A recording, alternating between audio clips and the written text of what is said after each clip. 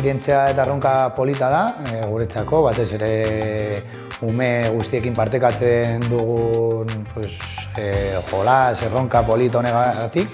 Helburua da gozatzea, disfrutatzea egunaz, eta gero alde teknikoa, alde hoberen egitea. Gehien gustatu jaten gauzak izan direz lagunekin egotea, legoak montatzea eta legoak kontrolatzea.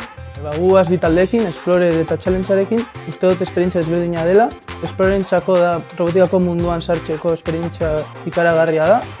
Eta seigarren mailentzako uste dugu urte hauetan ikasitako gauza teknikoak aplikatu aldutela esperientzia honetan. Lehenengo hasi ginen robota montatzen, eta egon ginenean robota montatzen hasi ginen programazioagaz eta holan, eta programazioa bukatzen genduenean hasi gara kanba bat egiten dala presentazioa, eta gero ipiniko guz argazkiak eta holan, eta ondo urtengo da. First Lego League robot bat egiteko eta bera programatzeko aukera paregabe bat da, non lagun onak eta leku hobeak bizitatuko dituzu.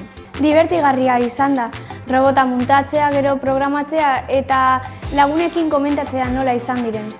Egin duguna itxaspeko erronkak betetzea izan da. Adibidez, olagarro bat bere gorderekutik ateratzea.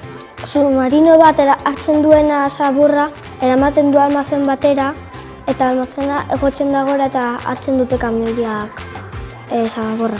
Ni gobeno duko nion beste ikastetxe batzuei, pentsatzen dute hemen lantzen diren baloreak oso importanteak dira. Ni gehien baloratzen dudana egiten ditudan lagunak izan ohi da. Beti lagun onak ateratzen bai dituzu kiroletatik edo hemendik.